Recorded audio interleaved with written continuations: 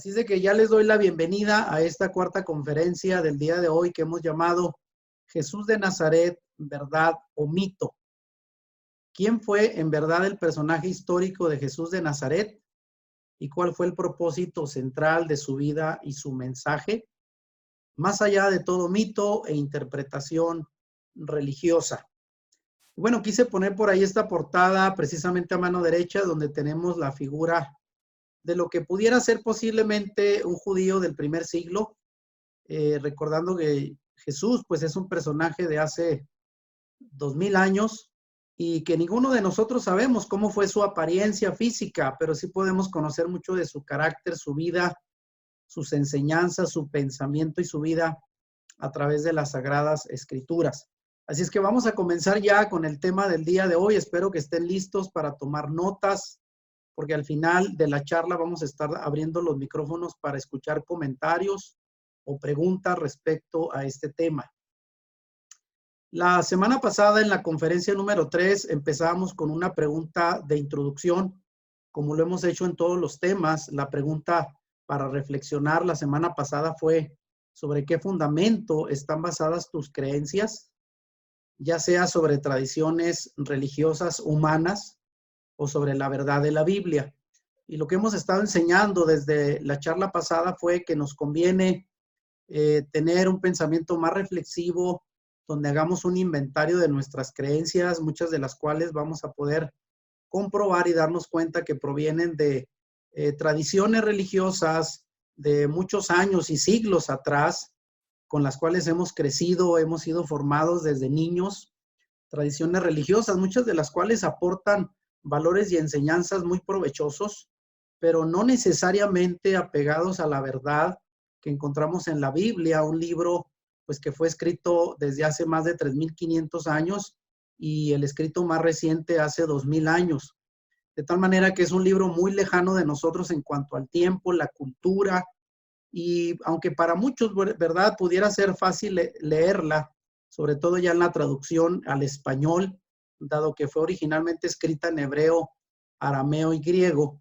Sin embargo, hay muchas enseñanzas que con el paso del tiempo fueron cambiadas, algunas de manera intencional y otras por una mala interpretación de las escrituras. Y es lo que hemos estado resaltando en estos temas, la necesidad de conocer más la verdad que parte de la Biblia.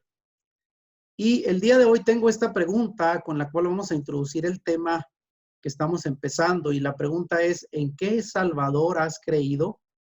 ¿En el Jesús de la tradición religiosa, el cual puse esta imagen a la mano izquierda, o en el Mesías histórico de la Biblia? Que bueno, no necesariamente es la imagen del lado derecho, puesto que no tenemos un registro fiable de cómo pudo ser Jesús de manera en su apariencia física. Pero bueno, al menos del lado izquierdo tenemos una imagen quizás muy común hasta el día de hoy de lo que la tradición religiosa nos ha dicho que es la imagen de Jesús de Nazaret. Aunque en el tema pasado estuvimos viendo que se asemeja mucho a la representación de los dioses de las culturas antiguas, babilónicas, griegas, medo-persas, en donde se celebraban cultos al dios Sol. Y ahí lo podemos ver, ¿verdad? Al final, detrás del rostro de Jesús, aparece un círculo que más que una aureola que implique santidad, pues es un reflejo del sol, a quien se adoraban en la antigüedad. Y bueno, algunas, para los que vieron el video que les recomendé en la sesión pasada, que se llama Verdad y Tradición, del pastor Jim Steinling, que hace una exposición muy completa y clara de lo que eran las tradiciones paganas antiguas y cómo se mezclaron con el cristianismo hasta hoy. Podemos ver cómo la mano derecha de Jesús hace la señal del tridente, que era un símbolo, ¿verdad?, pagano, ¿verdad?, que tiene todo un significado del cual ustedes pueden investigar también por su cuenta en internet. Pero bueno, esta es la pregunta: si nuestro Salvador, el Jesús en el que hemos creído, es el Jesús de la tradición religiosa de más de 2000 años, o el Mesías histórico del cual encontramos registros fidedignos en las Sagradas Escrituras. Ahora, quiero también preguntar a cada uno de ustedes, y quizás esto les va a recordar su etapa de niño, de formación, Y la pregunta es, ¿con qué imagen de Jesús creciste o fuiste enseñado en tu casa? Aquellos que tuvimos la oportunidad de crecer en un hogar con bases cristianas, ya sea católicas, evangélicas, pues sabemos que tenemos un concepto de Jesús, y en la tradición religiosa hay muchas imágenes que lo representan, desde lo que es el niño en el pesebre, de lo cual para estas fechas de Navidad se hacen incluso todavía la tradición de los nacimientos. Algunos recordarán tener en su casa esas representaciones de lo que fue el nacimiento de Jesús en el pesebre. Algunos más quizás crecieron con la imagen de la Virgen María y Jesús, como vemos enseguida, también muy característica de la tradición religiosa. Algunos más viendo a Jesús crucificado, y en algunos hogares, bueno, aún todavía hay crucifijos que representan pues el sacrificio de Jesús en la cruz. Y algunos más, quizás del lado derecho, la imagen del llamado Sagrado Corazón, que como vimos también es otra de las muchas imágenes que aparecen en cientos de estampas religiosas acerca de Jesús. No sé si alguno de ustedes se identifica con una de estas imágenes o alguna otra en su infancia que fueron parte de las enseñanzas y tradiciones que nos inculcaron nuestros padres. Ahora, preguntándonos en este tema donde hablaremos de Jesús de Nazaret, el personaje histórico que aparece en la Biblia, también quisiera preguntar, ¿con qué apariencia física podemos identificar a ese Jesús de Nazaret cuando a través de 2000 años de historia tenemos cientos de apreciaciones y puntos de vista de lo que para algunos creen fue el rostro, la imagen de Jesús, del que por cierto en la Biblia no hay ni siquiera un indicio de cómo pudo hacer su apariencia física?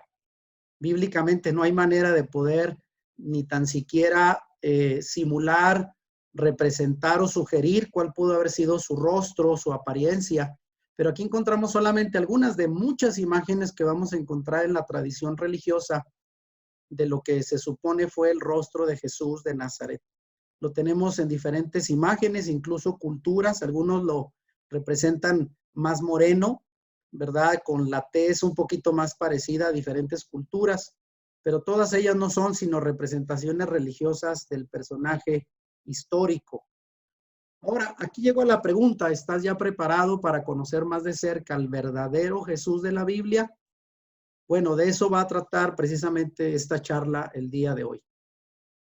Ahora, quiero empezar también señalando que tenemos hoy un grave problema de analfabetismo bíblico.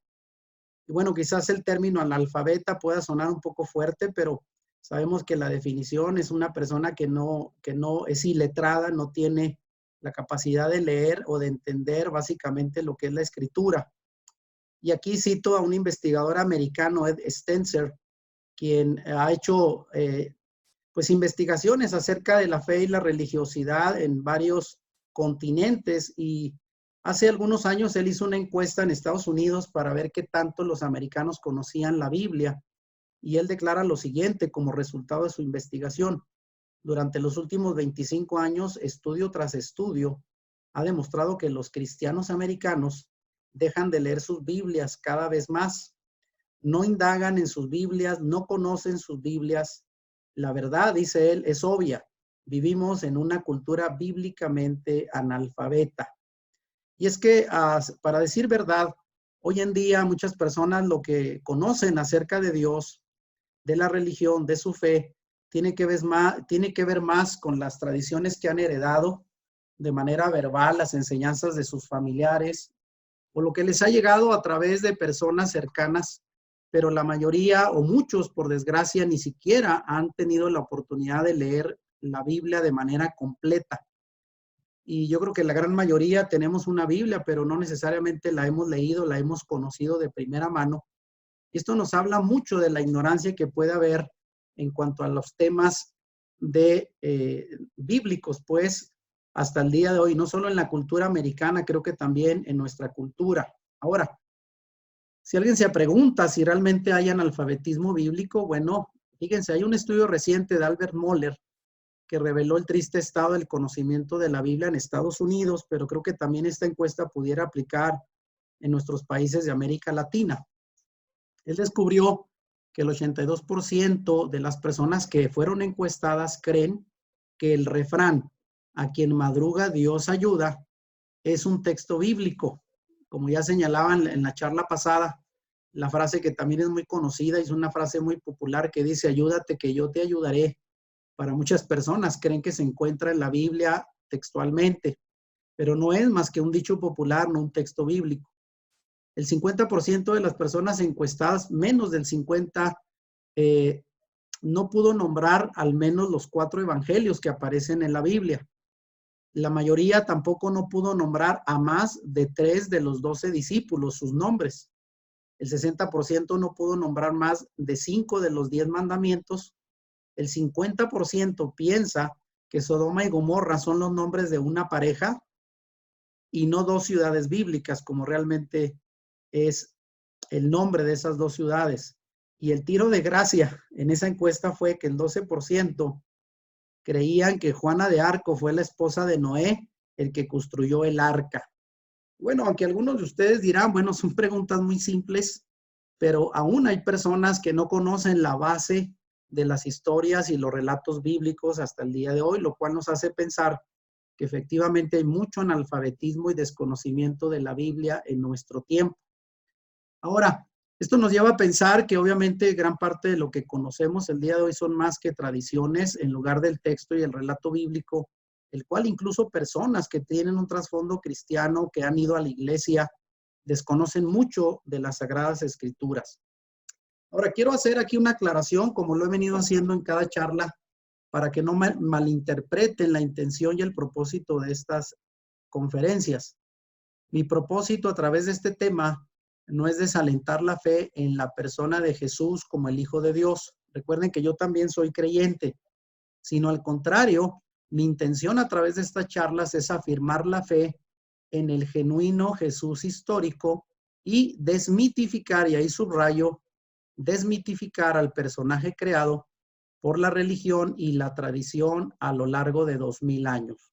Así es de que el día de hoy queremos reforzar más la fe en el verdadero Jesús histórico que vivió en el primer siglo y cuya obra y principales mensajes están registrados en la Biblia, y más bien desmitificar, porque para algunos el personaje sigue siendo un mito, desmitificar al personaje que fue creado a lo largo de 2000 años como producto de una larga tradición religiosa. La pregunta es, ¿cómo ver a Jesús hoy? Quizás hoy te vas a sorprender al descubrir que el Jesús del que por mucho tiempo se nos enseñó en el hogar, en la iglesia y en la misma cultura occidental no es el mismo personaje histórico que vivió hace 2000 años, sino que es un personaje cambiado, y ahí subrayo, por la tradición religiosa y las erróneas interpretaciones humanas. Así es de que, como lo dije la vez pasada, siéntense muy bien. Espero que esta información no los desmotive, al contrario, los inquiete en ser más críticos y más estudiosos de sus propias creencias el día de hoy. Ahora, la pregunta es, ¿fuimos acaso engañados? Producto de una deformación religiosa de 2 milenios ocasionada por malas interpretaciones griegas y romanas, paganizadas, como lo vimos en la charla pasada, algunas hechas por ignorancia del contexto original hebreo, vean bien, ahí lo subrayo, el contexto original hebreo en que apareció el Jesús histórico, y otras son claras intenciones para separarnos de nuestras raíces hebreas. Eso lo voy a explicar más adelante, debido al espíritu antisemita que el liderazgo de la iglesia cristiana asumió desde el principio. Ahora, quiero que entiendan muy bien que quizás nuestros padres y muchas personas creyentes a lo largo de la historia no es que nos hayan querido enseñar a otro Jesús distinto al de la Biblia. Muy probablemente es el mismo que ellos han creído con toda su fe, sinceridad, y eso es lo que hemos remarcado, que la sinceridad y la fe con la que creemos en Dios no es el problema, sino más bien si el Dios al que creemos es el verdadero Dios que se registra en la Biblia y no el producto de la tradición que con los siglos se ha creado sobre el personaje de Jesús. Y vamos a ver precisamente en esta charla cómo hay que entender el contexto original hebreo de la cultura en la que Jesús creció. y sobre todo cómo nuestra fe tiene profundas raíces en la cultura y las creencias hebreas. Muy bien, hablando de esto último, que decía que el liderazgo de la iglesia se fue apegando a un espíritu antisemita. ¿Qué es el antisemitismo? Bueno, la cultura hebrea, los judíos como tal, pertenecen a la cultura oriental semita, y pues acá en Occidente y en algunas partes del mundo han ido creando cierta aberración hacia las personas provenientes de esa cultura. Hasta el día de hoy hay lugares donde si ustedes se llegaran a identificar como judíos, van a ser mal vistos por la gente, o árabes, que son provenientes de la misma cultura semita. Viene de Sem, uno de los tres hijos de Noé, perdón. Sem fue el precursor de la cultura semita, de donde vienen los judíos, donde viene la cultura hebrea. Ahora, aquí solamente para dar un comentario de esto, hay mucha historia que ustedes pueden descubrir en internet y en muchos libros al respecto, para señalar que hubo antisemitismo ya dentro de los llamados padres de la iglesia, que fueron los líderes mayormente de cultura griega durante los primeros 7 a 8 siglos de nuestra era. Los padres de la iglesia primitiva, como se llaman, no querían que los cristianos recientemente bautizados durante los primeros siglos volvieran a las prácticas del judaísmo, porque hay que recordar que Yeshua o Jesús, como se le llama en su nombre griego, fue judío al igual que sus discípulos, y al menos por los primeros 100 años el liderazgo de la iglesia, por así señalarlo, estuvo a cargo de gente judía, creyentes judíos. Pero una vez que creyentes no judíos que provenían de la cultura griega helénica de los primeros siglos de nuestra era se fueron convirtiendo al cristianismo, fueron agarrando el liderazgo de la iglesia y fueron alejándose poco a poco de la cultura judía, la cultura hebrea o semita. Y aquí solamente señalo una declaración de Juan Crisóstomo, que es conocido como el patriarca de Constantinopla, un líder de la iglesia cristiana en el siglo IV. Ahí pongo las fechas en que nació y murió. Él dice, los judíos son lujuriosos, codiciosos y rapaces. Ellos son los asesinos pérfidos de Cristo, y por matar a Dios no hay expiación posible, ni indulgencia o perdón para ellos. Dios siempre odió a los judíos. Vean, la idea que él tenía. Corresponde a todos los cristianos odiar a los judíos. Entonces, se sembró desde muy temprano, en el siglo II y tercero, cuarto, sobre todo, pues el antisemitismo, al creer que ellos eran los asesinos de Cristo y por lo tanto eran merecedores del odio de todos los cristianos, que por cierto terminaron persiguiendo a los judíos.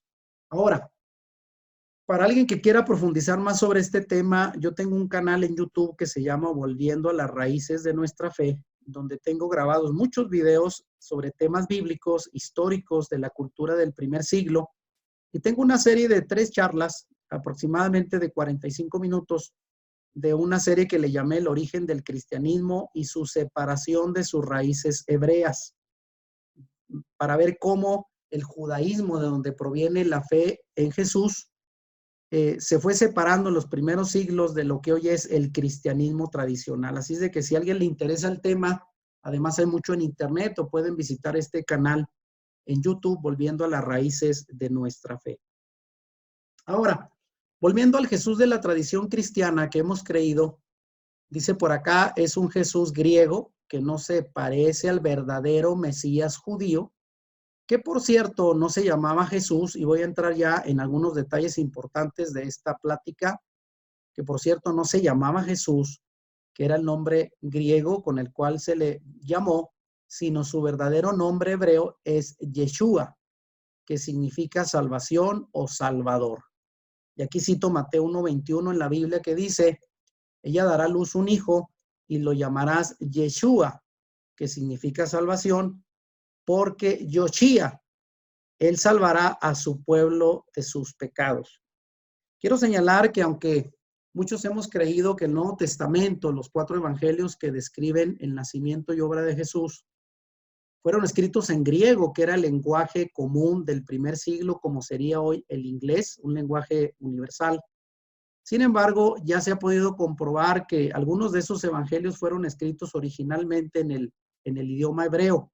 que era el idioma que hablaban los judíos, y sobre todo en arameo, que era una especie de hebreo más moderno, y se cree que fue el idioma que hablaba Yeshua y sus discípulos. Y en el idioma hebreo, vean en este relato donde el ángel Gabriel aparece a Miriam, que es el nombre hebreo de María, se le dice que va a tener va a dar a luz un hijo y lo va a llamar Yeshua. El nombre Yeshua era un nombre hebreo que significa salvación, y se entiende por qué recibió ese nombre, porque él iba a salvar, y la palabra él salvará, que era el propósito y misión por el cual él nació, en hebreo se dice Yoshia. Entonces vean la similitud en el lenguaje hebreo. Es el único idioma en el cual coincide la palabra salvación, que significa Yeshua, con la obra que él iba a hacer, que es él salvará al mundo, al pueblo de sus pecados, que se escribe con la palabra Yoshia. Entonces Yeshua, Yoshia son palabras muy cercanas, muy parecidas, y solamente en el idioma hebreo las vamos a encontrar. Ahora, pregunto por aquí, ¿el nombre que Dios le mandó poner al Mesías por medio del ángel Gabriel fue Jesús? Pues de ninguna manera, pues el pacto que Dios había hecho con el pueblo de Israel no fue escrito en español, sino en hebreo. ¿Y qué quiere decir Jesús? Bueno, en español no explica ni el sentido del nombre ni su relación con la razón que se da para darle tal nombre, que era, según el pasaje de Mateo 1:21, salvar al pueblo de sus pecados. De tal manera que ningún otro idioma, ni en español, ni en latín, ni en griego, ni en inglés, ni ningún idioma actual, vamos a poder entender el significado original del término Salvador, más que en el idioma hebreo, y el nombre de nuestro Salvador es Yeshua. Ahora, no se sorprendan con esto. Esto es parte de lo que con el tiempo hay que ir entendiendo para pegarnos mucho más al sentido original de las escrituras. Ahora, vean, hasta aquí creo que ya podemos darnos una idea hacia dónde vamos a enfocar esta charla. Y ahí tenemos una persona muy pensativa, que quizás sea alguno de los que estén escuchando la charla, si se sientan y dirán, bueno, el Jesús en el que creí será este del lado derecho, que es el Jesús de la tradición griega y romana, que ese es más o menos el rostro con el cual se ha presentado. Y en la parte de abajo aparece en griego el nombre Jesús, que en griego significa Jesús, y del lado izquierdo está el Yeshua judío, el Yaudí, que ese es el nombre judío en hebreo, y en la parte de abajo aparece precisamente el nombre, las 5 letras en hebreo que se traducen como Yahshua o Yeshua. Entonces, ¿en cuál de los dos salvadores hemos creído? Ustedes se van a dar cuenta que para algunos pudieran parecer lo mismo. Hay gente que dice, bueno, si le llamas Yeshua o Jesús, es el mismo. Pero nos vamos a dar cuenta que no solamente han cambiado el nombre, sino también mucho del concepto que hay detrás de la persona llamada Jesús de Nazaret. Ahora le entendemos que es Yeshua. Ahora, quiero explicar un poquito más, aunque para todo esto hay, cada una de estas láminas pudiera ser una enseñanza mucho más prolongada, y muchos de estos temas los tengo en mi canal. Yeshua, que ahí aparece su nombre en hebreo, es la forma corta del nombre Yehoshua, que significa Jehová salva, y que se traduce también en nuestras Biblias con el nombre de Josué. Yehoshua en hebreo se traduce Josué, siendo Yeshua la forma corta de ese nombre, y su significado es Dios salva. En el Antiguo Testamento nosotros leemos en nuestras Biblias en español el nombre del Padre como Jehová, que por cierto es una traducción muy imprecisa del nombre original, que estaba compuesto el nombre original de Dios por 4 consonantes, la Y, la H, la W y la H, que se le llamaba el tetragramatón, o sea, un nombre de 4 letras. Y todas eran consonantes, porque en la antigüedad, pues los hebreos, teniéndole tal devoción al nombre de Dios, no lo pronunciaban. Si ustedes tienen una palabra de 4 consonantes sin vocales, es una palabra impronunciable. Pero con el tiempo se fue mezclando con unas vocales, la E, la O y la A, como aparece ahí, y ya se podía traducir. Algunos dicen como Jehová o como Yahweh, que es una forma de mencionar el nombre antiguo de Dios. Entonces, De alguna manera el nombre de Yeshua llevaba implícito en sí mismo el nombre del Padre, Jehová o Yahweh, y significa Dios salva. Ese es el significado del nombre Yeshua. De tal manera que el nombre Yeshua significa salvación. El nombre de Jesús, pues, es solo una transliteración del nombre original hebreo y que fue un proceso que se terminó hasta el siglo XVII. Quiero que vean en la parte de abajo cómo del lado izquierdo aparece el nombre Yeshua, que fue el nombre en hebreo. Después fue traducido al griego y se tradujo como Jesús. Obviamente no hay una traducción exacta de los nombres, o sea, un nombre solamente se translitera, se buscan las letras más parecidas a las originales, pero se pierde el significado, puesto que no hay una equivalencia en otro idioma exacto para el nombre de Yeshua. Entonces pasó a ser Jesús en griego, con el tiempo se convirtió en latín en Jesús, porque incluso quiero decir que la letra J no existía hasta el siglo XVI y en español, en el siglo XVI-XVII, ya esa primera letra que se traducía como una Y, Jesús, se convirtió en el Jesús que hoy conocemos. Así es que fue un hombre que tardó 16 siglos en irse transformando hasta lo que es el nombre que conocemos hoy comúnmente como Jesús. De esto hay mucha información que pueden encontrar. El nombre en la cultura semita, quiero aquí compartir, no es una etiqueta como en nuestra cultura, que se da según la sonoridad, la moda o el gusto de los padres. El nombre en la cultura semita siempre expresa o determina una característica de la persona o expresa su futuro o su destino o su tarea en la vida. Se puede decir que el nombre es como un tipo de profecía y en el caso de Yeshua significa salvación. Y ahí encontramos su nombre en la parte de abajo en hebreo. Así es de que en la cultura semita los nombres no se escogían solo por el gusto de los padres porque era el nombre de moda, sino siempre reflejaban una cualidad de la persona que lo poseía, de tal manera que no eran casuales los nombres, cómo se escogían, y en el caso de Yeshua no fue la excepción. El ángel expresamente le dijo a su madre Miriam, le vas a poner el nombre de Yeshua, porque el Yoshía, él salvará al pueblo de sus pecados. Ahora, quiero también señalar que Jesús no es el nombre con el cual su madre le llamó al Jesús bíblico, al Yeshua bíblico, puesto que el nombre de Jesús no existía ninguna sola persona en el mundo llamada Jesús hasta el siglo XVI, cuando se inventó la letra J en el español. Bueno, de la misma manera tampoco su nombre es Jesucristo, que sería la combinación, Jesucristo es la combinación de Jesús y Cristo. La palabra Cristo que aparece allí en griego, Christos, proviene de la palabra griega cresto, que significa revestir de grasa de animal, que era la manera en que los soldados griegos conservaban su equipo de batalla, que eran mayormente de cuero. Así es de que la palabra Cristo viene de esa palabra cresto, que es una acción de engrasar, por así decirlo, con grasa de animal, pues los implementos de batalla de cuero, o sea, el equipo de batalla. Ahora, Crestos fue el intento también de suplir o encontrar una palabra equivalente a la palabra hebrea Mashiach, que ahí aparece entre paréntesis en hebreo, que se refiere a aquel que es ungido. Esa era la acción, ungir con aceite de oliva para ser declarado rey de Israel.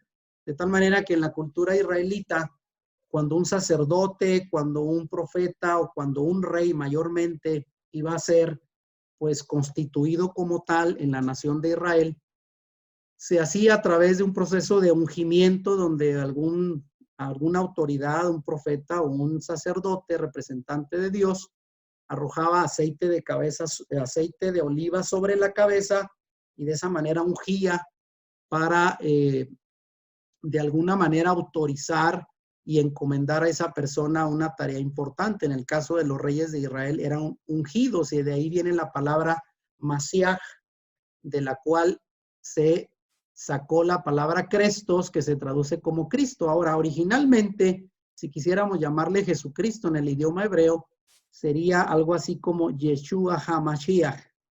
Yeshua es un nombre personal y HaMashiach es el Mesías o el ungido. Entonces ahí tenemos a Yeshua el ungido, el Mesías, y así es como la tradición hebrea le llama hasta el día de hoy. Ahora, preguntándonos un poquito qué trasfondo y qué religión tuvo Yeshua.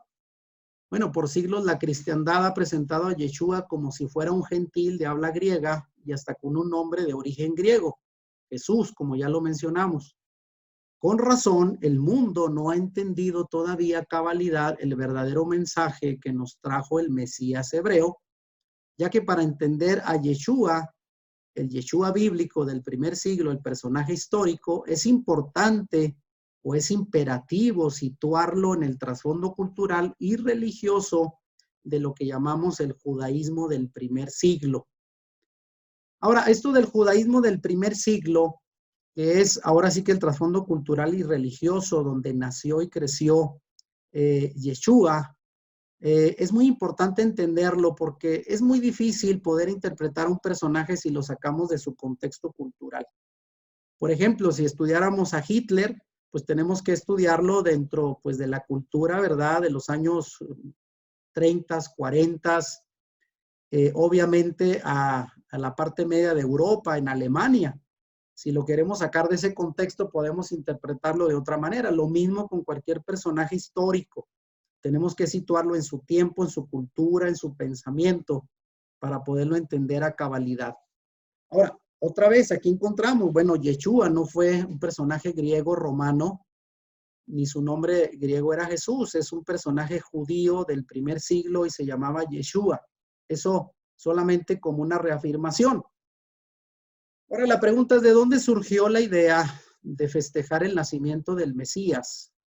Ya en la charla pasada dábamos información vasta sobre esta tradición que fue influencia, como ya explicamos, de las religiones paganas, principalmente la babilónica, que festejaba a cada uno de sus 8,000 dioses. Vean, primero no sabían, bueno, la fecha exacta, así es de que, pues, ¿cómo celebrar a alguien si no sabes exactamente en qué fecha nació? Y la pregunta es, ¿sería correcto hacer una celebración a Yeshua, de su cumpleaños, a la manera que hacían los paganos a sus dioses, inclusive en la misma fecha de las festividades de sus ídolos? Y quiero señalar que hasta antes del siglo IV, nadie, ningún creyente, ninguna iglesia celebraba el nacimiento de Yeshua. De tal manera que fue una tradición posterior en el siglo V en adelante, donde se empezó a celebrar su nacimiento. Ahora, ¿por qué se eligió el 25 de diciembre para festejar su nacimiento? Bueno, evidentemente no fue por un error de cálculo, sino más bien un plan bien determinado para mezclarse con el paganismo. Hay que recordar que Constantino fue el primer emperador que comenzó con la idea de introducir el paganismo al cristianismo durante el siglo IV. Constantino fue el supuesto primer emperador romano en hacerse cristiano, pero cuando él llegó, pues, a liderar el Imperio Romano, se dio cuenta que toda la población que él gobernaba estaba dividida entre cristianos que creían en el Dios hebreo y pues la parte de las personas paganas que creían en muchos otros dioses, y él vio una oportunidad, como todo buen político, de unificar a todo el pueblo en una misma religión, de tal manera que fue introduciendo prácticas e ideas y creencias del paganismo que ellos ya practicaban al cristianismo que provenía de la cultura hebrea.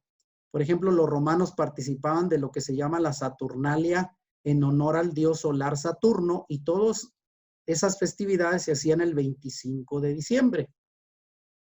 Como ya lo señalamos en la charla pasada, bueno, puse esta imagen donde decía, bueno, de una forma un poco sarcástica quizás, feliz Navidad a todos los dioses nacidos el 25 de diciembre.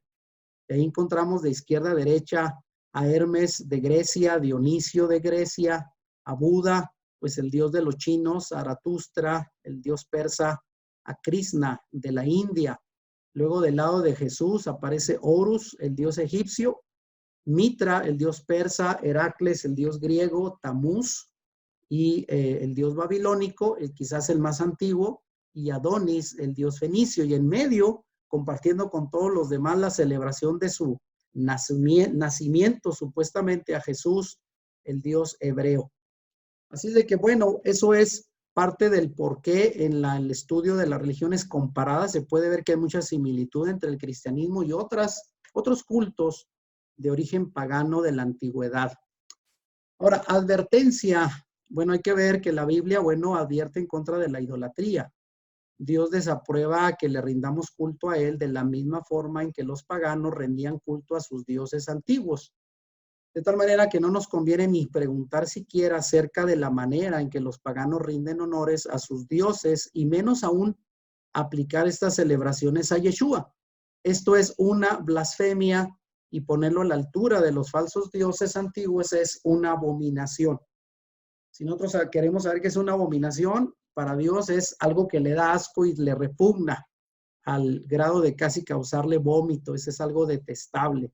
Ahora, bueno, justo leí este pasaje de advertencia en Deuteronomio 12, donde pues Dios advirtió de manera clara al pueblo de Israel que cuando llegaron a poseer las tierras que les fueron prometidas y que estaban en posesión de pueblos paganos, sobre todo pueblos de Oriente, pueblos pues que adoraban sus dioses, ¿verdad? A ellos se les advirtió que cuando llegaran a la tierra y tomaran posesión, esta fue la advertencia: no preguntes acerca de sus dioses diciendo de la manera que servían aquellas naciones a sus dioses, yo también les serviré. No harás así a Yahweh tu Dios, porque toda cosa abominable que Yahweh aborrece hicieron ellos a sus dioses, pues aún a sus hijos quemaban en el fuego sus dioses. Cuidarás de hacer todo, vean, todo es todo, lo que yo te mando, decía Dios a través de Moisés. No añadirás a ello ni de ello quitarás. Así es de que quiero poner un simple ejemplo de cómo Dios advirtió de esto al pueblo de Israel para que no se mezclaran con las prácticas paganas de los pueblos antiguos donde ellos llegaron a habitar. Y es que vean, muchas de esas naciones construían altares de piedra debajo de los árboles en las montañas para sus deidades. Y sería muy fácil para el pueblo de Israel llegar y decir, bueno, este altar está muy bien hecho, se gastó dinero y tiempo en él, quitémosle el nombre de ese Dios que aparece ahí y pongámosle el nombre del Dios nuestro y utilicemos el mismo altar para ofrecer sacrificios y adoración a nuestro Dios. Cosa que para Dios era totalmente aborrecible, es decir, no vayas a usar lo mismo que ellos usaban. Y por ahí alguien puso un ejemplo, y para las esposas que están escuchando ahorita, ¿qué les pareciera? ¿Verdad? Que de repente su esposo dijera, oye, ¿sabes qué? Por aquí tengo guardado un regalito que hace años no se lo pude dar a una personita. Esa personita era mi exnovia, mi exesposa, y me quedé con él y como me costó bien, imagínense quizás un anillo de compromiso. ¿Qué te parece si ahora te lo regalo a ti? ¿Cómo se sentirían las esposas, eh? Bueno, ya ustedes me dirán al final, es lo mismo que se estaba pidiendo al pueblo que no hiciera con su Dios, ofrecer de lo mismo que las otras naciones ofrecían a sus dioses, con la supuesta buena idea de adorar al Dios verdadero. Así es de que por eso él dice, no añadirás a ello ni le quitarás. No se puede hacer una mezcla, porque eso es abominación delante de Dios. Ahora, otra pregunta importante es cuándo y dónde nació Yeshua. Vean, bíblicamente Jesús, eso ya lo explicamos con más detalle en la charla pasada, no nació un 25 de diciembre, como ya vimos en la misma fecha que se celebra el nacimiento de muchas deidades paganas, sino fue entre los meses de septiembre y octubre, durante la fiesta hebrea de Sukkot, que se traduce como cabañas o la fiesta de tabernáculos. Y aquí cito Lucas 2:8, que dice, había pastores en la misma región que velaban y guardaban las vigilias de la noche sobre sus rebaños. Quiero aclarar que en la tierra de Israel, al igual que por acá al norte de México, donde vivimos, ya para los meses de noviembre, diciembre, son temporada de invierno y por lo tanto muy fríos. Y es costumbre hasta el día de hoy que los pastores en Israel apacienten sus rebaños desde primavera hasta otoño y más o menos por ahí del 15 de octubre lo retiren y lo resguarden en sus establos hasta que comienza de nuevo la primavera. Entonces a esos pastores a los que les fue anunciado por los ángeles el nacimiento del Salvador y que tenían apacentando sus rebaños en el campo, pues todavía era en una fecha entre septiembre y octubre. Así es de que solo este dato que tiene que ver con el clima y la costumbre de apacentar los rebaños en Israel nos da una pista de que no fue definitivamente en diciembre. Ahora, el Mesías no nació tampoco en un pesebre, como nos lo han enseñado en la tradición cristiana, con animalitos y con el frío invierno del 25 de diciembre, sino nació en una suca o cabaña la noche del día 15 de Tisrei, que es el séptimo mes bíblico. Para eso hay que estudiar, bueno, la cultura y las costumbres hebreas para entender los meses, los años, las fiestas. Y bueno, el primer día de la fiesta de Sukkot, según el calendario hebreo, y en concordancia con el texto de Juan 1:14 que dice Jesús se hizo Sukkah. Si lo leyéramos en la versión hebrea, diría Jesús se hizo Sukkah, que es hizo su tabernáculo entre nosotros. Y ahí pongo del lado izquierdo una imagen, bueno, de Miriam y Joseph, que eran los nombres hebreos de José y María, con el niño Yeshua, bueno, lo que era una sukkah era una pequeña cabañita hecha con material, pues muy, muy simple, ¿verdad? Como lo que vemos ahí. Y hasta el día de hoy esta fiesta de Sukkot se sigue celebrando como una de las 7 fiestas bíblicas del otoño en Israel. Así es de que, bueno, ¿y por qué nació en Sukkot? ¿Y qué significa esta fiesta? Para los que no estamos, bueno, familiarizados con las fiestas hebreas, debo señalar que la palabra hebrea Sukkah es la palabra en singular de otra que es Sukkot en plural y que fue traducida al griego como eskenos, que significa tabernáculo o refugio temporal. Y bueno, esto nos traslada hasta el Antiguo Testamento, donde el más grande deseo de Dios siempre fue habitar entre su pueblo. En Éxodo 25:8, el Señor Dios le dijo a Moisés que construyera un tabernáculo para que fuera edificado en medio de todo el campamento hebreo, ya que por 40 años después de salir de la esclavitud de Egipto, el pueblo de Israel anduvo vagando en el desierto, y ellos vivían en cabañas, en pequeñas carpas, por así decirlo, 40 años en el desierto, y en medio de todo el campamento de más de 2 millones, de hebreos en el desierto, estaba la presencia de Dios representada por ese campamento, ese tabernáculo, santuario, porque así dice Éxodo 25:8, y háganme un santuario que también se le llama Mizcán, para que yo habite entre ellos. Esa palabra Mizcán hebrea también se refiere a un tabernáculo, y ahí era donde la presencia de Dios, representada por el arca que contenía las tablas de piedra, bueno, simbolizaba y representaba la presencia de Dios, y ahí se ofrecían sacrificios con una serie de mobiliarios que Moisés construyó siguiendo el diseño que Dios le dio exactamente. Así es de que de ahí viene la palabra Mizcán o Sukkot, que tiene que ver con el tabernáculo que representaba la presencia de Dios en medio del pueblo. Ahora, de ahí mismo viene la fiesta de Sukkot, en la cual pues se representaba la realidad de ese deseo de Dios de habitar en medio del pueblo. Y aquí, bueno, lo representamos en Isaías 7:14, que era una profecía mesiánica acerca del nacimiento de Yeshua, que dice, 700 años antes de nacer, Isaías escribió lo siguiente: por tanto, el Señor mismo os dará señal. He aquí que la Virgen concebirá y dará a luz un hijo y llamará su nombre Emmanuel, que el nombre de Manuel traducido es Dios con nosotros. Así es de que vean, esto se confirma en el Evangelio de Juan, el pasaje que leímos al principio, Juan 1:14, que dice, y aquel verbo, refiriéndose a Yeshua como palabra encarnada, fue hecho carne y habitó. Ahí dice, se tabernaculizó entre nosotros, se hizo presente entre nosotros como una sukkah, como un tabernáculo que ahora representa a Yeshua, el Dios entre nosotros. Espero que esto lo puedan pues identificar. Y también, bueno, si nos vamos al Nuevo Testamento, cuando dice en la Biblia que José y María llegaron de Belén para registrarse en el padrón y no encontraron un lugar de posada, era porque precisamente en esas fechas se estaba celebrando la fiesta de Sukkot y había cientos, miles de judíos yendo a celebrar a Jerusalén las fiestas. Por eso es que ellos encontraron abarrotados todos los hoteles, las posadas, y al final Yeshua terminó naciendo en una sucá. Ahora, ¿cuándo y dónde nació Yeshua? Bueno, se sabe que el Mesías nació durante el reinado de Herodes, viendo más la Biblia, el rey de Judá. Y cuando Yeshua nació en Beit-Lehem, que es el nombre hebreo que se traduce como Belén, Belén de Judá, en días del rey Herodes. Esto dice Mateo 2:1. Ahora, para poder tener una precisión más o menos de las fechas de cuándo pudo ocurrir esto, sabemos que el rey Herodes murió poco antes de la Pascua del año 749 de la fundación de Roma.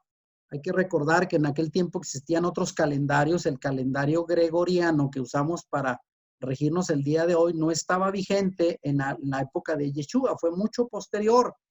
Antes del calendario gregoriano existió el calendario juliano y era la manera en que los romanos, bueno, establecían sus fechas. Y eso sucedió durante un eclipse parcial de luna, según el historiador judío Flavio Josefo. Fue aproximadamente el 11 de marzo del año 4 antes de la era común, mucho antes de la fecha establecida posteriormente en el siglo VIII por un sacerdote, un monje llamado Dionisio.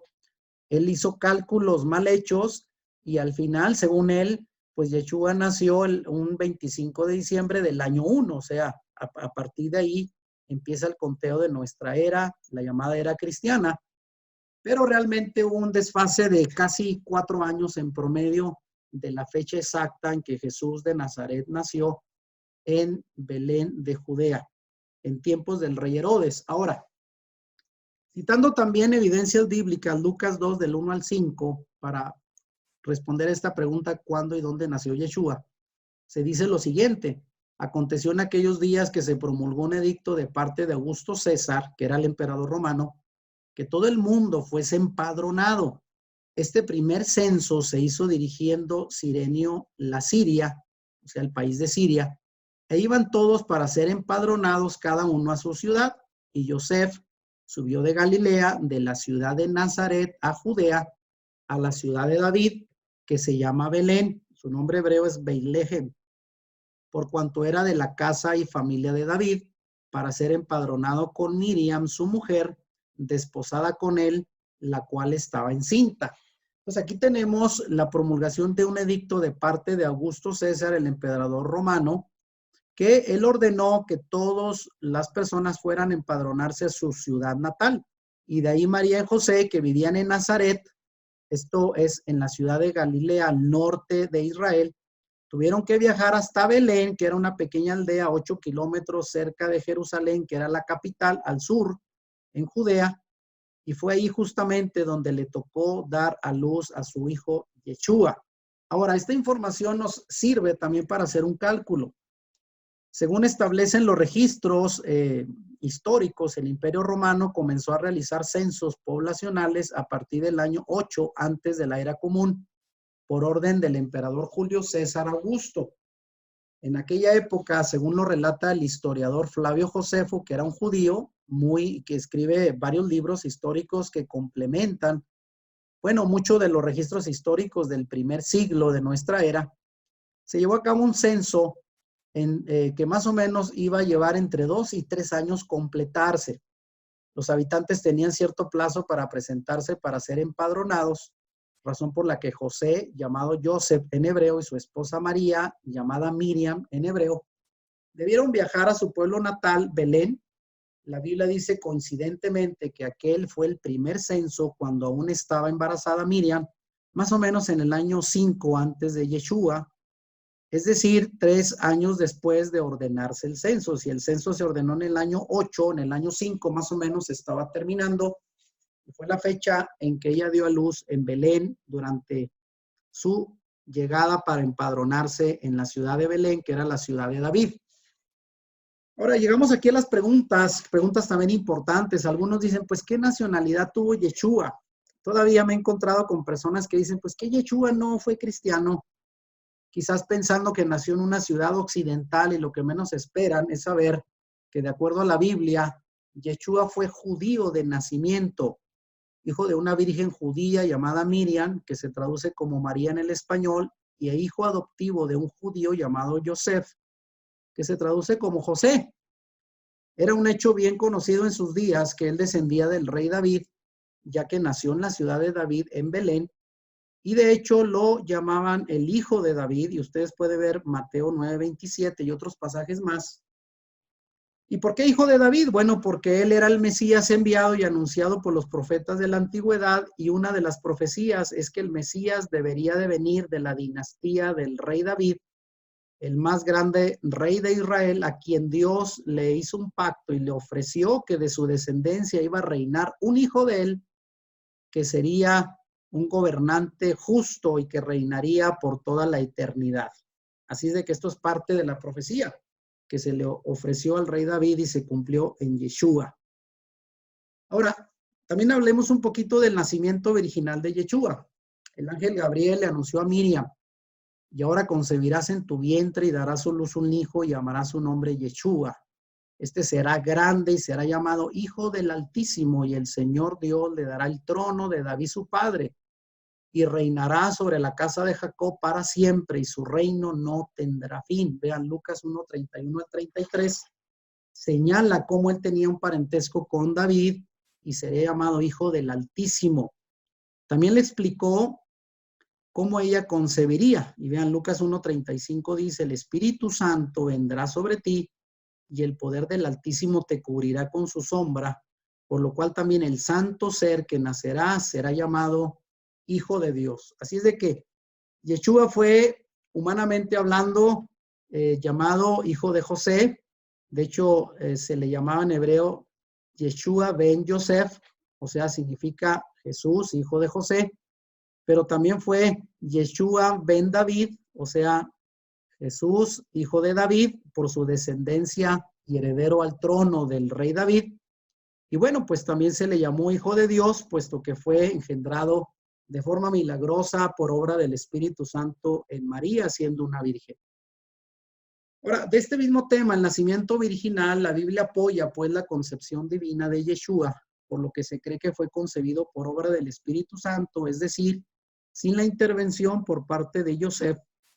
Por ello fue llamado Hijo de Dios y también Hijo de David, por adopción de Joseph, porque ambos, José y María, provenían de la dinastía del rey David.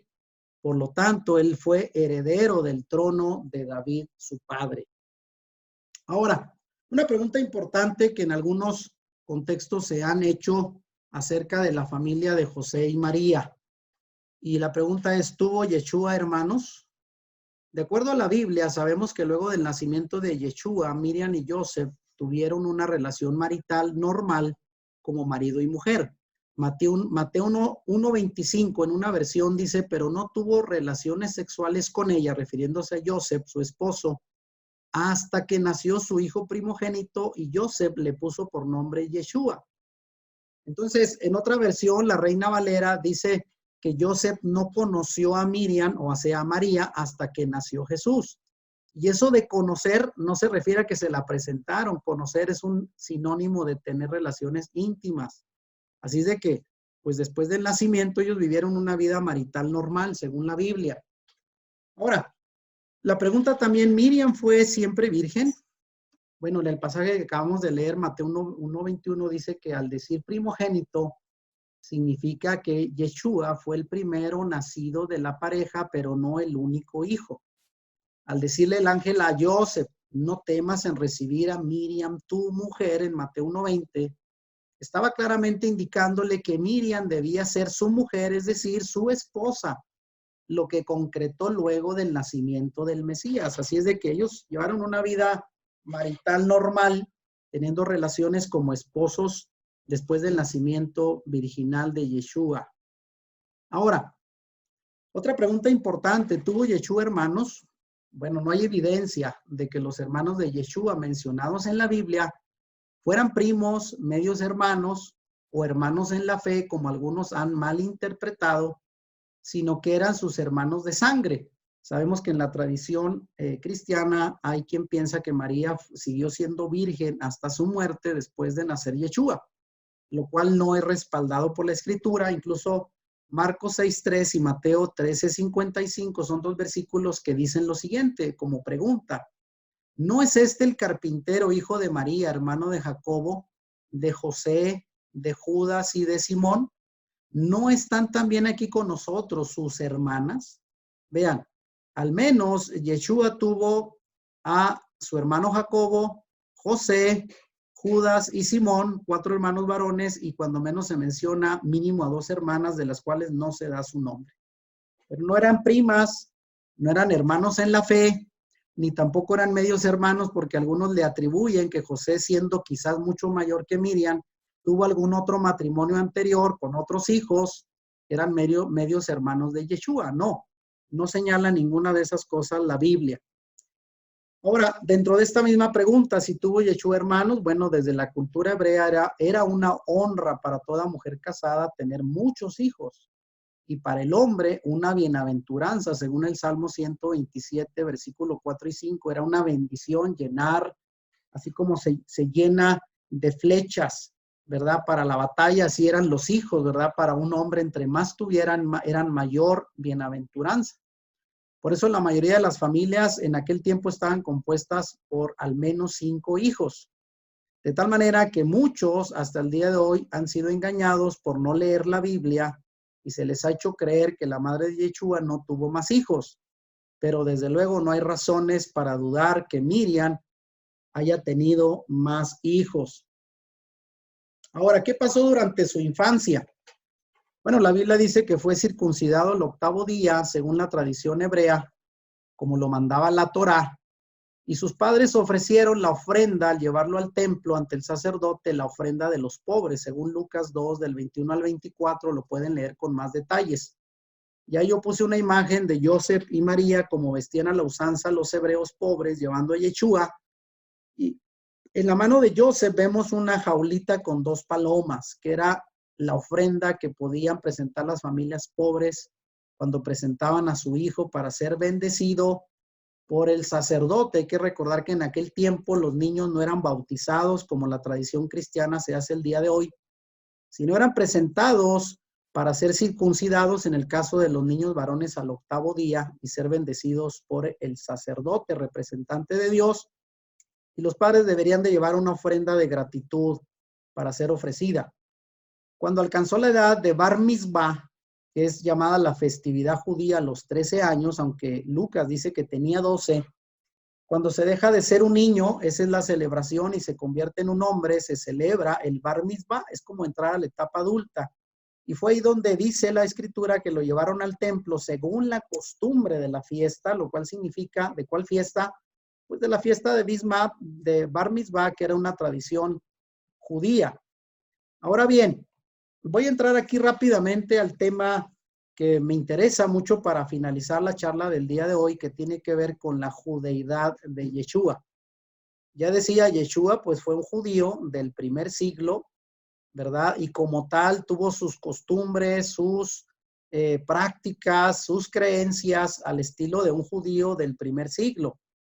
Y como un ejemplo, bueno, vemos el relato del Evangelio de Juan, de cómo él llegó en uno de esos pases donde él bajaba del norte de Nazaret, de Galilea, hacia el sur, donde estaba Jerusalén, la capital en Judea, y tenía que pasar por una ciudad central, que es la ciudad de los samaritanos, que eran una mezcla de judíos ya mezclados con gente pagana, y bueno, guardaban en parte la fe del pueblo de Israel, pero ya con ciertas mezclas paganas. Y cuando Yeshua pasó por ese lugar, tuvo sed y se paró justo, se detuvo al lado del pozo de Samaria, donde la gente iba a sacar el agua. Y bueno, estando por ahí, mandó a los discípulos a buscar comida y se quedó solo. Y en ese momento aparece una mujer que iba a sacar el agua del pozo, la llamada mujer samaritana. E inmediatamente lo reconoció como un judío. ¿Y por qué lo reconoció? Bueno, seguramente por su apariencia física y su manera de vestir. Y aunque no era permitido que un maestro judío, un rabino, hablara públicamente con una mujer, pues tuvo una buena conversación sobre el lugar correcto en que se debería de adorar el Mesías. Y al final la mujer le dice, bueno, ustedes los judíos dicen que se debe de adorar en Jerusalén y nosotros los samaritanos en este monte cercano, el monte Gerizim, porque desde tiempos antiguos ellos habían cambiado el lugar de adoración como parte de sus prácticas paganas. Y bueno, Yeshua trató de decirle que los judíos tenían la palabra y el lugar exacto de adoración en Jerusalén. Y la mujer dijo, bueno, cuando el Mesías aparezca, él nos dirá todo lo que tenemos que saber. Y por primera vez en el relato bíblico, Yeshua le dijo, yo soy el Mesías, el que habla contigo. Aquella mujer salió sorprendida, se olvidó del cántaro y del agua y salió a avisarle a toda la comunidad samaritana de que un hombre le había dicho todo acerca de su vida, porque al principio Yeshua le dijo, tienes 5 maridos y con el que ahora estás no es tu marido. Y aquella mujer se sorprendió, le dijo, tú eres profeta. Y él le dijo, yo soy el Mesías. Y todo el pueblo vino a ver a Yeshua. Ahora, Yeshua, vemos hasta ahora, fue para algunos un judío o un Jesús griego. Creo que ya lo tenemos muy claro. Y en esto quiero señalar que no debemos imaginar a nuestro Mesías como la cultura occidental lo pinta o lo describe, ya que esos son prototipos de hombres griegos o romanos, vestidos incluso con apariencia algo femenina y con soles sobre su cabeza, al igual que las religiones paganas pintan a sus dioses. Ahí podemos ver una imagen, ¿no?, de lo que es el Jesús occidental, griego o romano, y pues con un rostro que incluso en algunos momentos llega a parecer mucho a un rostro femenino, con una apariencia muy delicada, difícilmente de un rostro de un judío del primer siglo. Así es de que cambiemos esa percepción y bueno, dentro de la judeidad de Yeshua, entre otras cosas, Yeshua usaba en sus ropas los flecos como parte de su manto que se les llaman tzitzit, que ordenaba la Torá en Números 15:38 al 41 y Deuteronomio 22:12, lo pueden leer en el Antiguo Testamento, y esos pequeños listones que caían de los bordes de su manto eran los recordatorios de los mandamientos de Dios, y según la tradición, el cordón morado o azulado, como aparece en la imagen, es símbolo del trono de Dios y de su autoridad entre los hombres, y lo llevaban representado en la vestidura de los varones. Por eso los enfermos, dice la escritura, que tomaban esperanzados los bordes de su manto, como el caso de la mujer que estuvo enferma de flujo de sangre y que había gastado todo su dinero en ser curada y no había podido lograrlo. La escritura dice en Mateo 9:20 y 14:36 que al tocar el borde de su manto fue sanada de su enfermedad. Así es de que eso era parte del atuendo de la judeidad, de la manera de vestir de Yeshua como un judío del primer siglo. Ahora, quiero aquí señalar cuál es el contexto histórico en que apareció Yeshua, porque ya dije, para entender a Yeshua del primer siglo tenemos que interpretarlo en su debido contexto histórico y cultural dentro del judaísmo del primer siglo. Bueno, Yeshua ben Yosef, o Jesús, hijo de José, el tectón, fíjense bien, en la Biblia aparece el término griego tectón como su oficio, y eso representa que era artesano de la construcción y no necesariamente un carpintero como nos lo han hecho creer. Vaya que en aquel tiempo la madera era escasa y la mayoría de los tectones eran artesanos de la construcción en piedra. Era como un constructor, como un albañil, lo más parecido, y no un carpintero, para que vean otro concepto que se nos ha enseñado erróneamente. Él vivió en tiempos convulsos, caracterizados por la opresión del Imperio Romano y las concentraciones de tierras en pocas manos, y la enorme carga impositiva de impuestos de los césares romanos y las élites judías sacerdotales, y vivían bajo las deudas que gracias a las astucias ilegales hicieron un caso omiso a las leyes mosaicas, despojando a la población de sus pertenencias. Por ello es que debido a esta opresión de parte de los opresores romanos que los cargaban con impuestos, más aparte los impuestos del templo, impuestos por los saduceos, la clase gobernante de su propia nación judía, vivían agobiados, y además, dado que se habían dejado de cumplir las leyes mosaicas que decían que cada 7 años, cuando un judío le debía dinero a otro judío, cada 7º año, sobre todo si era pobre y no podía pagarlo, se le debían de condonar las deudas. Y si se debía a otra persona, ¿verdad? Cada 50 años, había una ley donde todas las deudas se cancelaban y eso se dejó de cumplir, obviamente a conveniencia del poder, ¿verdad? Que estaba sentado en, pues, ahora sí que en lo más alto, y hubo una gran opresión. Por eso es que el pueblo tenía una alta expectativa de la llegada de un redentor, de un Mesías. Y es ahí donde aparece la expectativa mesiánica. Durante siglos los profetas de Israel habían predicho la venida de un Mesías. Los profetas hablaron del día en que el Dios de Israel mandaría un Salvador y Redentor al estilo de Moisés. Y la profecía de Isaías representa el sentir que existía entre el pueblo oprimido. Y aquí leo Isaías 9, del 6 al 7, que dice, porque un niño nos es nacido, hijo nos es dado y el principado sobre su hombro, y se llamará su nombre admirable, consejero, Dios fuerte, Padre eterno, príncipe de paz. Lo dilatado de su imperio y la paz no tendrán límite sobre el trono de David y sobre su reino, disponiéndolo y confirmándolo en juicio y en justicia desde ahora y para siempre. El celo de Yahweh de los ejércitos hará esto. De tal manera que Isaías, 700 años atrás, hablaba del advenimiento de un príncipe, de un rey justo, que, bueno, iba a traer paz a su pueblo, que ahora en este tiempo, el primer siglo, estaba siendo oprimido. Y bueno, esto nos lleva, ya estoy acercándome al final de la charla, en que Yeshua vino a su pueblo judío. Yeshua mismo dijo que su ministerio estaba dirigido a los judíos. Él dijo en Mateo 16, no soy enviado sino a las ovejas perdidas de la casa de Israel. Con un par de excepciones, sus milagros y discursos fueron solo a los judíos. En todas las ciudades a donde iba, hacía el bien, curaba a los enfermos y enseñaba el mensaje del reino. Y aún sus enemigos tuvieron que reconocer en Juan 7:46 que ningún hombre habló jamás como este hombre lo hizo. Ahora, solamente para terminar, quiero señalar rápidamente los discípulos de Yeshua. Bueno, sus 12 discípulos eran de la región de Galilea, la mayoría de ellos, excepto Judas Iscariote, que era de Judea. Bueno, ¿qué significa esto? Que los 12, siendo de Galilea, de la parte norte de Israel, era la religión, la parte más pobre, más humilde del territorio de Israel. La parte del sur de Judea era las personas más adineradas o más cultas, otra clase media o media alta, pero los discípulos de Yeshua fueron de la clase pobre de la región de Galilea, donde había más pobreza, más ignorancia.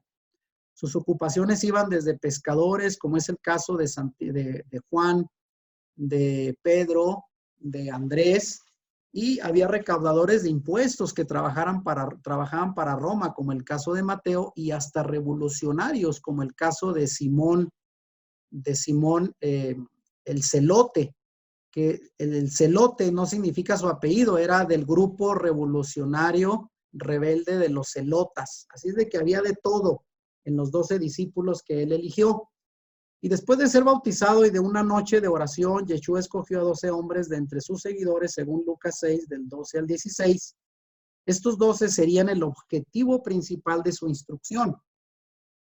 Los discípulos de Yeshua, bueno, Yeshua conocía bien la personalidad y temperamentos de sus discípulos, sabía que estos hombres, una vez que fueran llenos del Espíritu Santo, serían los primeros testigos del Evangelio, llevando el mensaje del Mesías al mundo entero. Los 12 eran como el resto de nosotros y no alcanzaron las más grandes alturas del servicio por sus méritos propios, sino su transformación en vasos de honra fue únicamente obra del alfarero Yeshua. Bueno, Yeshua guardaba también el Shabbat y la Torá. Como todo judío devoto, Yeshua asistía a todos los Shabbat, que se conocen como día de reposo, equivalente a nuestros días, a nuestra semana, al día sábado. Él acudía a la sinagoga guardando el séptimo día y hasta le dieron parte en la lectura de la Torá en Lucas 4:16.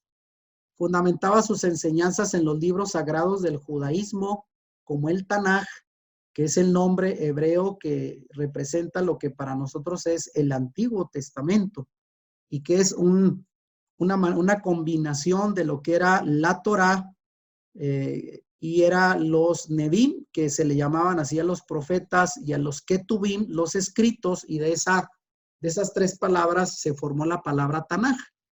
y también era fiel en el cumplimiento de los mandamientos de la Torá.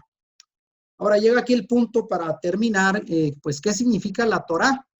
La palabra Torá viene del hebreo Torah, ahí está escrito en hebreo, y se compone de los primeros 5 libros en griego llamado Pentateuco, de las escrituras hebreas o el Tanaj, que conocemos nosotros como el Antiguo Testamento. Estos 5 libros se cree fueron escritos por Moisés. La Torá significa instrucción o enseñanza. Y para los judíos, la Torá compone su ley religiosa y en ella los judíos actuales encuentran los 613 mandamientos que deben cumplir. Así es que cuando hablamos de Torá nos referimos a los primeros 5 libros que escribió Moisés y era parte de la instrucción y la enseñanza en que se basaban sus creencias. De tal manera que, bueno, Yeshua fue un auténtico judío. Joseph Klausner, conocido y escritor judío contemporáneo, dijo: es por lo tanto manifiesto que Yeshua fue un verdadero judío de familia judía, porque Galilea en su tiempo estaba poblada principalmente por judíos, aunque no puede haber mayor prueba de su judeidad que su carácter y modo de vida esencialmente judío. Así es de que esta es la opinión de un judío contemporáneo, donde podemos ver Yeshua fue un judío en todo el sentido de la palabra. Finalizo con esta pregunta, vean rápidamente. Entonces, Yeshua no fundó el cristianismo siendo él judío y un fiel creyente en su religión. Bueno, pensar siquiera que Yeshua fundó el cristianismo es un concepto totalmente errado y fuera de todo pensamiento judío. Además, un rabino que se postule para Mesías y funde una religión diferente a la que el Dios de Israel estableció en el monte Sinaí, queda automáticamente descalificado para ocupar el trono de David. Así es de que esta interrogante quizás sea un poco difícil de entender, porque llegamos a pensar que Yeshua pues quiso formar la religión cristiana y separarse de sus tradiciones y su religión judía, pero algo muy poco creíble conociendo el contexto de la vida de Yeshua en el primer siglo. Ahora esto nos lleva finalmente, y llega aquí a decir, es tiempo de replantear nuestra interpretación tradicional de Yeshua, siendo que muchos pensadores judíos están haciendo ahora una reevaluación de Yeshua y lo están viendo cada vez más como un hijo modelo de Israel. La pregunta es, ¿no deberíamos hacer lo mismo los creyentes gentiles? O sea, los creyentes en Yeshua que no provenimos de la línea judía, ¿no deberíamos también reevaluar nuestra interpretación de ese personaje en el que hemos creído? No basta con reconocer que el gran maestro era judío. Es importante reconocer también que él no vino con el propósito de fundar una religión nueva y diferente de la fe israelita que se basa en las sagradas escrituras hebreas. Es tiempo ya de que todos hagamos a un lado de una vez las ideas preconcebidas y las tradiciones religiosas que hemos heredado y reevaluemos a Yeshua como lo que fue el más grande exponente de la fe de Israel, la fe hebrea, que jamás haya existido, y como tal sigamos sus enseñanzas. Así es de que, ¿qué temas veremos en la segunda parte para la siguiente semana? Para que se vayan preparando, ya casi con esto terminamos. Bueno, preguntas como ¿en qué consistió el ministerio de Yeshua? ¿Cuánto duró? ¿Cuáles fueron sus enseñanzas? ¿Hacia quiénes fue dirigido su mensaje? ¿Por qué fue juzgado y condenado? Esta parte es muy interesante porque vamos a ver que el juicio de toda la historia humana se hizo a Yeshua y cómo fue realizado, ¿verdad? De una manera tan astuta. Va a ser muy interesante esta parte del juicio a Yeshua por parte de los gobernantes del templo en complot con los romanos. Y la pregunta es, ¿quiénes lo mataron y cómo murió? ¿Cuál fue el motivo real de su muerte y cómo fue su resurrección y su mensaje final al mundo? Así es de que estas son solamente algunas preguntas que responderemos en la segunda parte de esta charla que iniciamos el día de hoy. Bueno, aquí la pregunta es, hasta aquí, ¿qué te pareció la primera parte de este tema? ¿Qué fue lo nuevo que aprendiste y cómo te sientes con esta nueva información sobre el Yeshua bíblico, el Yeshua hebreo? que hemos presentado el día de hoy en contraparte al Jesús de la tradición cristiana que hemos heredado a través de 2000 años de creencias y prácticas religiosas, desde luego no fundamentadas en la verdad histórica y en el contexto cultural hebreo del primer siglo. Bueno, llegamos finalmente al tiempo para comentar. Me gustaría, de verdad, valoraría mucho que alguien nos dé su opinión. Queremos decir que no tienen que estar de acuerdo conmigo, desde luego. Esta es una exposición abierta con información bíblica que, repito, han sido años de investigación. He tratado de resumir estos temas, dan para muchas charlas, por eso les invitaba, si a alguien le interesa profundizar más en la Biblia, vayan a nuestro canal Volviendo a las Raíces de Nuestra Fe en YouTube, o luego se los puedo poner por ahí en el grupo de WhatsApp para los que les interesen. Bueno, pues aquí con esta imagen de fondo de lo que sería el Yeshua hebreo, que utilizaba un talit, que me faltó decir eso, era el manto de oración que se ponían. Y vean, por aquí en la imagen, Yeshua, cuyo nombre en hebreo aparece abajo, dice que fue circuncidado, como ya lo vimos al 8º día, usaba tzitzit, que eran esos bordes en su vestidura, ya vimos lo que representa, que comía kosher. ¿Qué es comida kosher? Comida pura. Yeshua no comió cerdo ni mariscos porque era parte de la dieta señalada por Dios en el libro de Levítico. Celebraba Pesach, una de las 7 celebraciones judías, precisamente en la que murió y fue sacrificado. Lo veremos en la próxima charla. Guardaba el día de descanso, el Shabbat, y no el domingo, como lo hacemos hoy o se hace en el mundo cristiano, y obedecía la Torá, que ya explicamos de qué consiste la Torá. Bueno, vamos a abrir los micrófonos y le voy a pedir, por favor, a los que quieran participar, desde luego, que pues nos digan qué les pareció esta charla.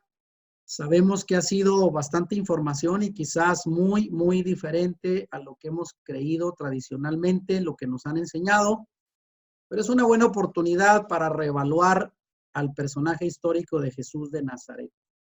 Así es de que alguien que nos diga, por favor, qué les pareció, algún comentario, alguna duda que quieran hacer, me sirve mucho su comentario para saber cómo vamos hasta aquí. Yo quiero comentar, Juan, ¿me Sí, escuchas? adelante. Yo soy Maritere, estoy maravillada de este aprendizaje. Bueno, yo hace 10 años tuve un encuentro con el Dios Jesucristo, el no religioso, ¿verdad? Lo que se ha marcado, la diferencia el día de hoy. Y bueno, pero me encanta conocer y me hace ver que pues soy una ignorante en este tema, pero a la vez me da gusto y me da emoción de aprenderlo, porque así conoces más y lo verdadero, lo que dice la Biblia. La Biblia es la palabra, es la vida, y lo demás se ha convertido en tradiciones y en leyendas que hemos vivido por muchos años. Entonces, es un tema fascinante y muchas felicidades, Juan. Muchas gracias por el comentario, eso nos anima a seguir compartiendo. Recuerden que nuestro propósito, lo dije al inicio, no es desanimar a nadie, que ustedes van a salir diciendo de aquí, pues ahora en qué creo, o ya no voy a creer en Jesús, o me engañaron, o mucho menos que vayan a reclamar a sus padres, a su líder espiritual, quien quiera que sea, como diciendo, me engañaste. Bueno, decíamos que la mayoría venimos con una tradición de muchos años y enseñando lo que aprendimos, así es de que pues es un buen tiempo para reflexionar y reconsiderar nuestra fe a partir de la Biblia y de la historia que hemos compartido el día de hoy. Muchas gracias por el comentario. Sí, adiós. Muy bien, gracias. ¿Y alguien más que nos pueda compartir, a ver qué le pareció?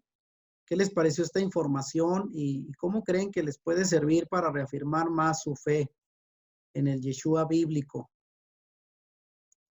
Una pregunta. Adelante. Soy Francisco Alfonso de Chiapas. Francisco, sí. Entonces, quiere decir que a mí me enseñaron que el cristianismo no necesariamente era el domingo, el día como de reposo. A mí me enseñaron que el sábado es el reposo y que el domingo era de adoración. Con con esta información que vierte, pareciese que empezamos un poco a cambiar el esquema del guardar, no sé, no, yo no digo guardar, sino de adoración, el sábado o el domingo, aunque me han enseñado también que la adoración verdadera es todos los días, los 365 días del año y los 24 horas del día. La pregunta es, si esto es así, ¿quiere decir que tenemos que guardar el sábado nosotros? Si ya no ser cristianos. Esa Bueno, es muy buena pregunta. Mire, debo decir que por muchos, a partir del siglo V, el cristianismo gentil, que ahora ya era liderado, como dijimos, por los griegos, ¿verdad? Los padres de la iglesia eran todos de descendencia griega y obviamente hablamos de griegos, romanos, eran paganos, queriendo hacer una distinción y sobre todo separarse de las raíces originales de la fe de Yeshua. Decíamos, Yeshua y los discípulos fueron todos judíos y guardaban la ley judía. Y la ley judía establece que el día de reposo es el séptimo día, el Shabbat, que no significa sábado, Shabbat significa día de reposo, haciendo eco a lo que ordenó, ¿verdad? Yahweh, el Dios del Antiguo Testamento, diciendo que así como en 6 días Él creó el universo, el séptimo día descansó. Ese día lo hizo como una ley perpetua para el pueblo de Israel y para todos los que abracemos la fe en el Jesús o en el Yeshua hebreo. Debo de señalar que el descanso del día domingo se hizo como una manera de distinción para separarse del día de descanso judío que era en Shabbat, que equivale a sábado en nuestra forma de medir los días de la semana. Ahora, también el argumento que se ha enseñado en el cristianismo, y digo esto porque yo tengo toda una formación de licenciatura, maestría y doctorado en seminarios teológicos cristianos, y se nos enseña exactamente que el día de guardar y de adorar es el domingo, precisamente porque el domingo se cree que Jesús resucitó. Y el domingo, pues, es una forma de celebrar la resurrección. Lo vamos a ver en el siguiente charla, pero se van a sorprender de que Yeshua no resucitó el domingo. Eso lo vamos a ver también y se van a sorprender con ese resultado. Así es que esa quizás sea la respuesta y quizás pueda contestar con mucha mayor claridad en la próxima plática donde hablaremos del día de la resurrección. Porque solamente por decir rápidamente, el cristianismo ha dicho que Yeshua murió en Viernes Santo, ¿se recuerdan? Es lo que se celebra en la Pascua cristiana, que él murió al atardecer del viernes y fue sepultado y resucitó en la madrugada del domingo porque las mujeres fueron a visitar el sepulcro y ya no hallaron su cuerpo. La pregunta es, Yeshua dijo que iba a estar 3 días y 3 noches en el sepulcro. Y díganme ustedes cuántos días da de la tarde del viernes que lo sepultaron al domingo en la mañana. Hay 3 días. Si alguien encuentra 3 días y 3 noches completas entre viernes en la tarde y domingo en la mañana, doy las escrituras de mi casa. Esa es quizá la respuesta, de lo cual precisaremos más en la siguiente charla, pero muy buena pregunta. Así es de que ese es un tema más de distinción. Los cristianos guardan el domingo celebrando la resurrección de Jesús, mientras que los creyentes en el Yeshua hebreo seguimos guardando el Shabbat. En mi casa, de hecho, esto tenemos apenas un año, poco más de un año, que nuestras celebraciones empiezan el viernes por la noche, porque también los días hebreos se empiezan contando desde la tarde de un día hasta la tarde de otro día. No es como lo hacemos nosotros a medianoche. Así es de que nosotros guardamos Shabbat y es el día en que bíblicamente hay que guardar el reposo, el día de descanso para Dios. Muy bien, ¿algún otro comentario, pregunta relacionada a estos temas? Si alguien más quiere participar, para no hacerlo muy largo, pero sí me gustaría escuchar algún otro comentario, sobre todo qué les ha parecido lo que compartimos hasta este momento. Y quiero decirles que voy a poner por ahí un enlace en el grupo de WhatsApp de otra enseñanza de media hora de un especialista de 40 años sobre estos temas, ¿verdad? De las raíces de nuestra fe en la cultura y teología hebrea, que es Michael Rood. Él tiene un canal que también recomiendo mucho en YouTube que se llama Un Rudo Despertar. y precisamente le puso ese nombre porque él considera que conocer estas verdades después de años de tradición puede ser como un duro despertar, y él da un tema relacionado pues al Jesús hebreo en contraposición al Jesús griego de la tradición cristiana, y aporta otra información que me gustaría que tuvieran. Hay mucho de esta información ya en internet, no es algo que yo me estoy inventando, luego, pero vamos a darles tiempo porque pues a mí me ha tomado algunos años de estudiar, y también aclaro que al principio esta información fue como un shock emocional para mí, para mi esposa, después de pues más de 30 años de fe cristiana, lo cual entiendo que no es fácil asimilar. Así es de que muy interesante la plática, pero bueno, vamos a terminar. Bueno, no, me dicen por aquí si soy israelita. No. De hecho, soy creyente en Yeshua, pero Yeshua hebreo. Vengo de una larga tradición cristiana, ¿verdad? Donde senté las bases de mi fe dentro del cristianismo tradicional, quizás como la mayoría de ustedes, algunos dentro del cristianismo católico, otros dentro del cristianismo evangélico, pero estas enseñanzas llevo algunos años aprendiéndolas. No soy judío, tampoco visto como judío, pero sí guardo algunas de las tradiciones de la fe israelitas al día de hoy que son aplicables, y sobre todo, vean, no es solo para judíos. Luego lo voy a estar explicando. Mucha gente piensa que las fiestas bíblicas son solamente para los judíos, y no. Realmente son fiestas bíblicas para todos aquellos que creemos en el Yeshua hebreo. Bueno, llegamos así al final. Les agradezco a todos su participación, esperando nos acompañen para la siguiente parte de esta charla la próxima semana, 7 de la tarde, próximo domingo, con la segunda parte del tema, donde estaremos presentando a Yeshua, el judío, ¿verdad? El judío, el Mesías hebreo, que es básicamente pues lo que es según la Biblia, y bueno, un tanto alejado de la tradición cristiana tradicional, bueno, que nos han heredado, pero hoy pues estamos contraponiendo y comparando las creencias que tenemos con las creencias basadas en la. Así es de que agradezco mucho su atención a todos, ¿verdad? Por hoy ya nos vamos a despedir. La próxima semana pues tenemos mucho más que compartir, y por ahora pues les agradecemos infinitamente a todos y a todas, bueno, su participación. Si te gustó este video, dale like y compártelo con tus amigos. Suscríbete a nuestro canal si no lo has hecho y activa la campanita para que YouTube te avise cuando subamos nuevos videos. Bendiciones.